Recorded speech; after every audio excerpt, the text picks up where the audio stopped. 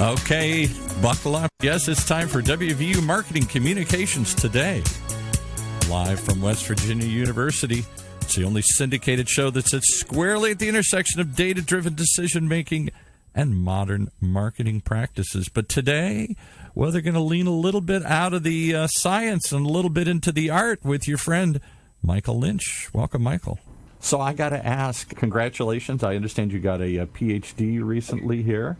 Well, thank you very much. Yeah, I received my PhD in hospitality management from Iowa State University. So that's just another credential that hopefully I'll be able to use to improve not only my podcast, but also my teaching at West Virginia University. And I got to ask, you have some heroic-looking statue in the back there. What is that? Is that for... That heroic-looking statue is actually a statue that was given to me by the Reed School of Media at West Virginia University for being the Professor of the Year in the data marketing communication area. So no, it's a very high honor, and I really appreciate it. Well, such a heroic-looking statue. I thought you did some sort of massive service project, climbed a mountain, but it's even more impressive. You got the Teacher of the Year here.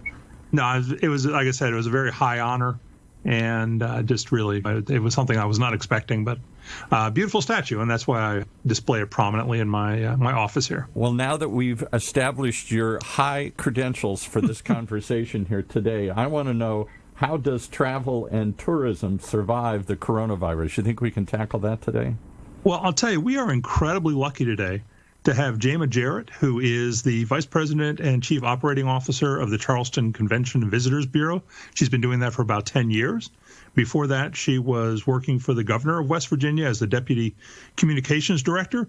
I mean, I know I hear a lot about spokespeople and crisis management and crisis communication. And when I think about that, I always kind of visualize the Kevin Bacon character from Animal House standing in the middle of the road, waving his arms, going, "All is well, all is well."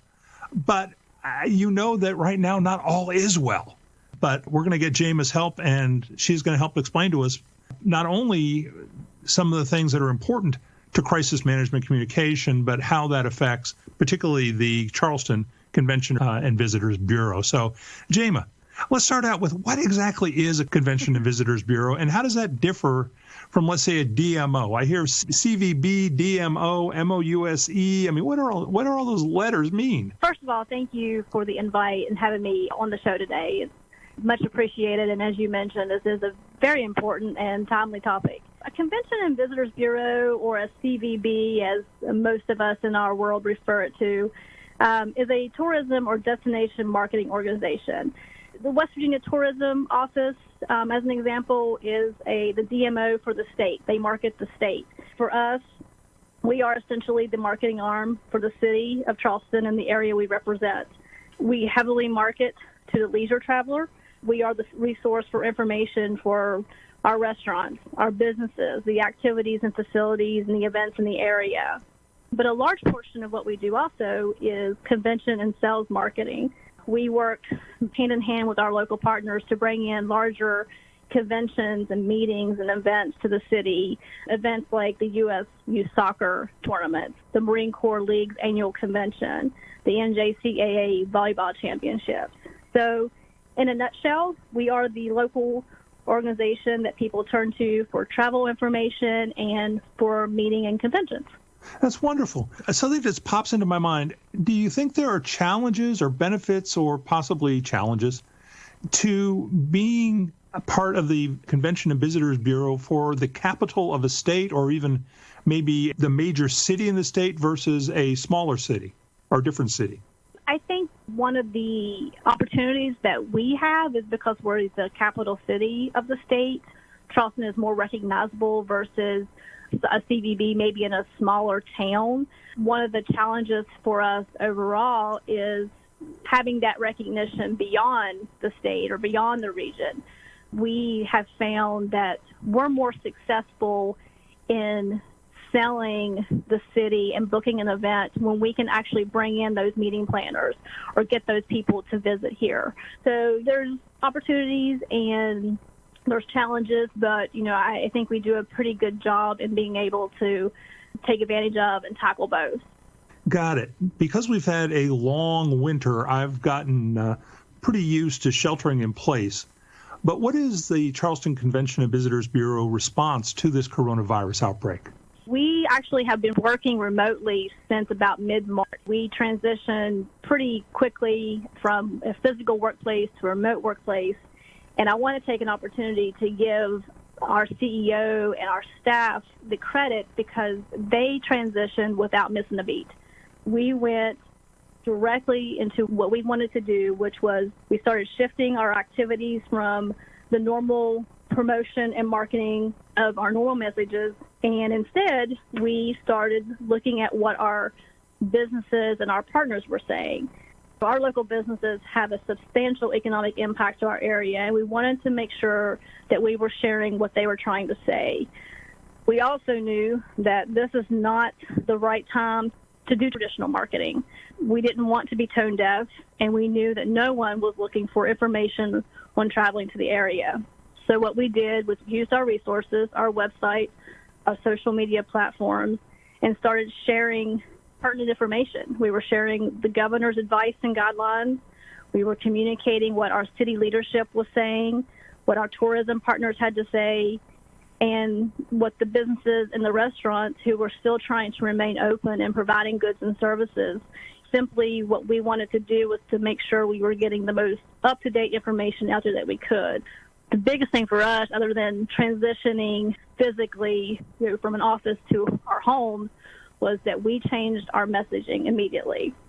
Soon after we started getting accustomed to that new way of operating, we actually we launched a program that actually wasn't intended to be revealed until this summer called Team Charleston. The idea behind Team Charleston is, we are all a team. We're all here to represent Charleston. So what we did was we tweaked the messaging and the ideas to coincide with the stay-at-home orders and begin pushing it out.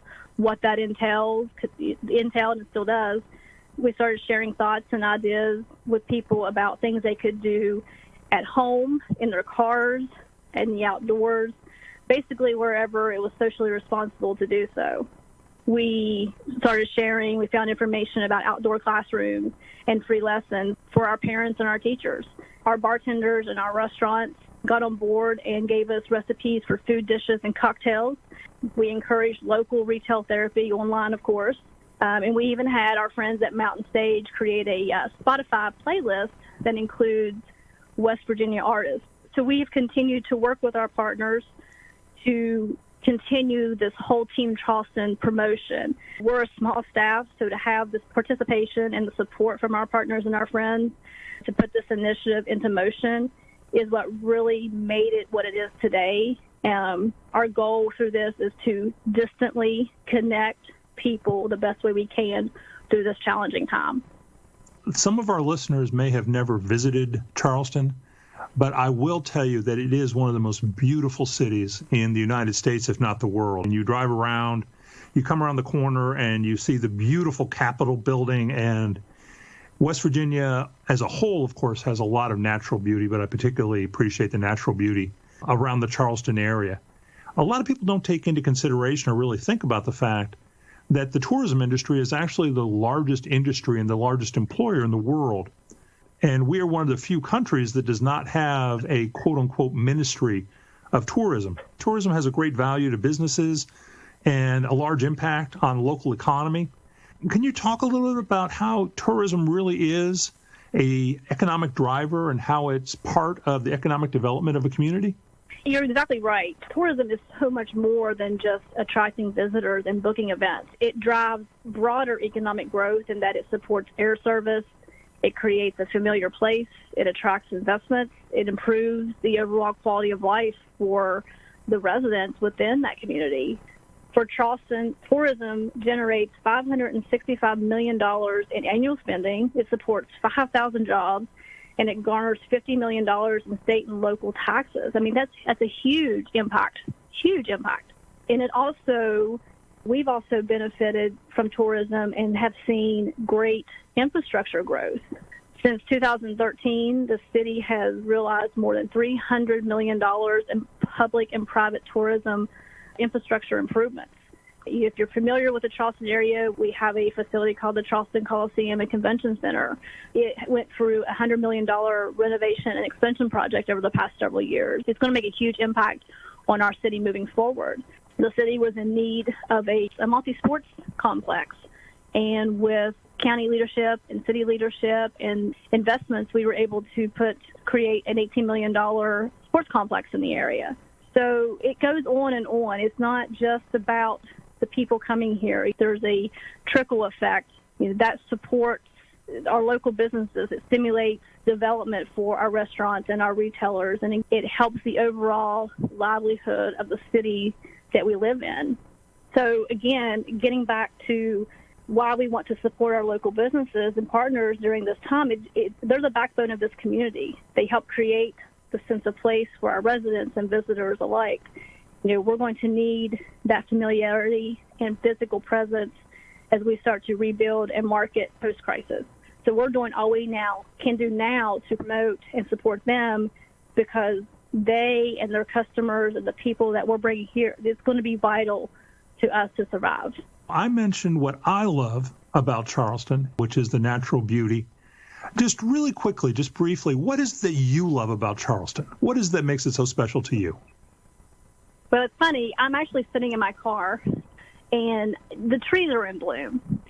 And it's kind of cheesy maybe, but to be able to sit here and see life coming back into the city, given the circumstance that we're in, it provides hope. I think it's giving kind of renewed sense of we're all going to be okay. We're going to come out on the other side of this. And I think being in a small town, we're so close. We support each other, and we're so resilient. We're working together to come out on the other side of this. It's going to be a long journey, but the fact that we have the partnerships and the relationships to work together to make the city of Charleston a desirable place once again is, I think, very special. I love the fact that we have the relationships that we have. Well, that's wonderful, James. I really appreciate it. We're going to take a little break, and when we come back, we're going to talk about the nuts and bolts, the dollars and cents, and exactly what the return on investment for a state or a community can be on infrastructure and things like convention centers. Perfect. Okay, well, this will give you long enough just to pause and digest some of the mind-blowing stuff we're talking about here today, but there's a place you can learn more of these kinds of cutting-edge concepts. It's West Virginia University's online data marketing communications program, first graduate program of its kind in the country, focusing on strategic thinking, problem solving, and informed decision-making. We're trying to do here today, get some informed decision-making data. The Data Marketing Communications Program prepares you for a career in all these exciting new fields by learning the innovative tactics from award-winning faculty like those presented here each and every week. You can learn more. DMC for Data Marketing Communications. DMC.WVU for West Virginia University. .edu. DMC.WVU.edu. 9 letters that can change your life from the man who knows. Teacher of the Year at West Virginia University here. Tell me the school again here, because I know there's lots. It's the Reed School of Media, and it's the Department of Data Marketing Communication. You have the Integrated Marketing Communication Department and the Data Marketing Communication Department, and actually there is another aspect of the Reed School of Media that's going to be growing pretty quickly also. So okay. That one is on its way. And I believe that's digital, but I don't hold me to that. But I think digital marketing communication is the next thing that's coming down the pipe. You're going to cover all the bases here on this show and others coming up. Well, maybe your guest, we can get her to be a guest speaker at the school there. Well, actually, Jama is a graduate of the IMC program at West Virginia University. So she knows pretty much all about it, and definitely has been around the program for a little while and been around, obviously, West Virginia for a while. Can I ask her one quick question before you guys launch into it? Please. And I know everybody's trying to put a happy face on this, but obviously travel and tourism has taken a hit immediately here. How quickly do you think it's going to come back? After 9/11, there was some worry that we would ever go back to having events and getting together, and of course we did, and we do want to do that. But what do you think? Is it months? Is it years? Or what time frame are you guys projecting outwards before we get back to some sort of revised conference schedules again here and event schedules? To be honest with you, it's too soon to say. We know it will rebound, and we'll see an uptick in travel and visitor spending. But right now, it's just people are still hesitant. People are still scared. Right. I want to talk a little bit later about some of the research that we've seen and such, but people are starting to think about travel. They're shifting the way they're thinking about travel, but we're not going to see that happen overnight. It's going to take some time to get to post-coronavirus travel levels. And I'd be curious, Michael's obviously spent his life in the hospitality industry, as have you, it sounds like, and will there be changes? Will we have mandatory sanitizer stations now as part of every conference? Will we have some sort of social distancing as we queue up? I don't know. Is this just, are we going to go back to the way things were? I don't know. My thought is, again, I have the luxury or the pleasure of traveling internationally. And when I do travel internationally, I very often see those things like sanitizer and washing stations and the ability to keep yourself healthy. That has not been so prominent in the United States over the last, I don't know, however many years, actually, if we go past 20, 30 years or so.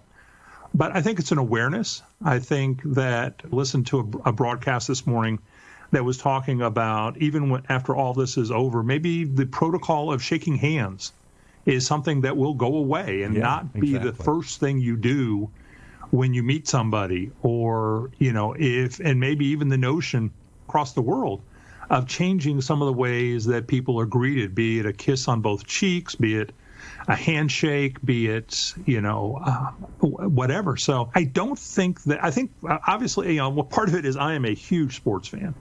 So the notion of not being able to go to a baseball game, not being able to go to a football game, not being able to sit in a large crowd like that is a very disappointing sort of thing to me. I think a lot of people share that.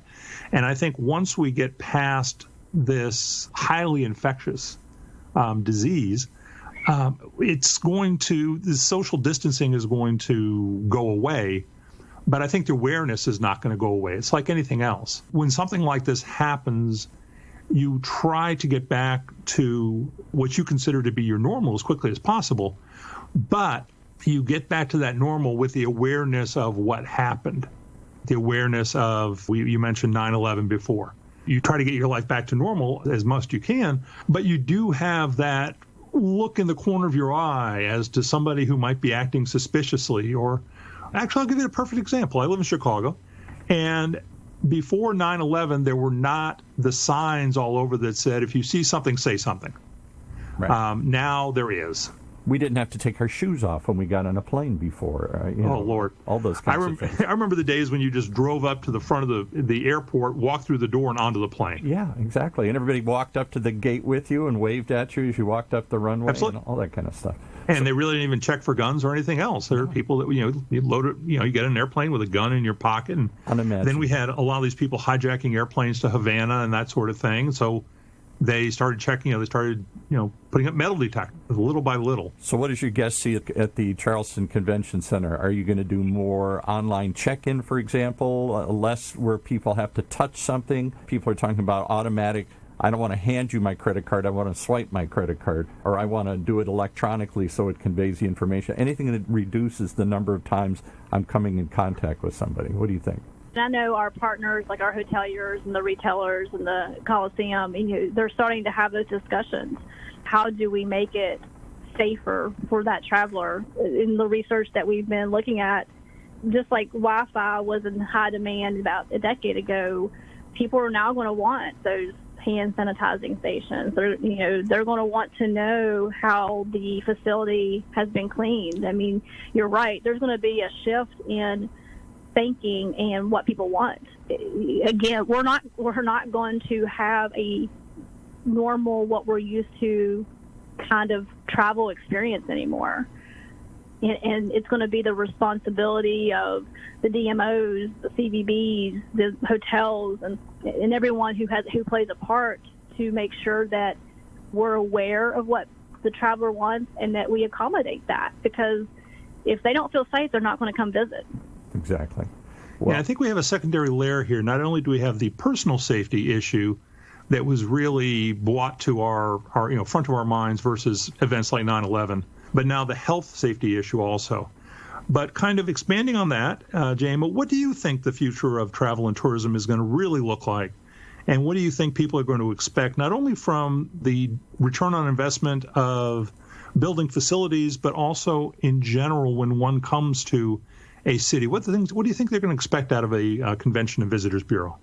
Well, I think from a convention side, people are still going to want to meet. Again, it's not going to be immediate, but there's still that desire for human interaction. The good news for us is that we're more of a smaller town. We attract the regional meetings and events. Instead of a national convention being held in Nashville or Orlando, the organization may look to us to schedule here instead, because we're also a secluded, more rural area and state. And geographically, we're located within a day's drive of the majority of the population, and we're affordable. So again, the objective for us as a DMO is to make sure that we're communicating all these points, that we're safe, that we're healthier, that we are putting protocols into place to make sure that things are clean, that people have the ability to access the hand sanitizing stations. Are we going to put temperature checks in place? Travelers are looking for destinations that have recognized this crisis and that are taking an ongoing approach to making sure that we're keeping everyone safe and healthy. I think that's a really interesting point. I'll let you guys wrap up here because we've got to go to the next show, but I never thought of that. Traditionally, conventions have always gravitated towards Chicago, L.A., New York, Vegas, huge markets, because there's a lot to do then. There's a lot of people, and that's the excitement. Now, we may not want to go to those big crowded places, crowded airports, crowded cities. We may want to go to something where there is physically more space. It's easier to get in and out of, and that may be the next tier markets like Charleston. I never thought of that. Yeah. Well, I tell you, Jama, I really appreciate you joining us today. I think that our topic today is very timely, very important. And, I am a witness. I believe Charleston is one of the most beautiful, most friendly towns in all of America. And again, thank you so much for your time today, and thank you for joining us. Thank you very much for having me. You've been listening to WVU Marketing Communications Today, brought to you live from West Virginia University, a bi-weekly program that sits at the intersection of data-driven decision-making and marketing practice, only on the Funnel Radio Network, for at-work listeners like you.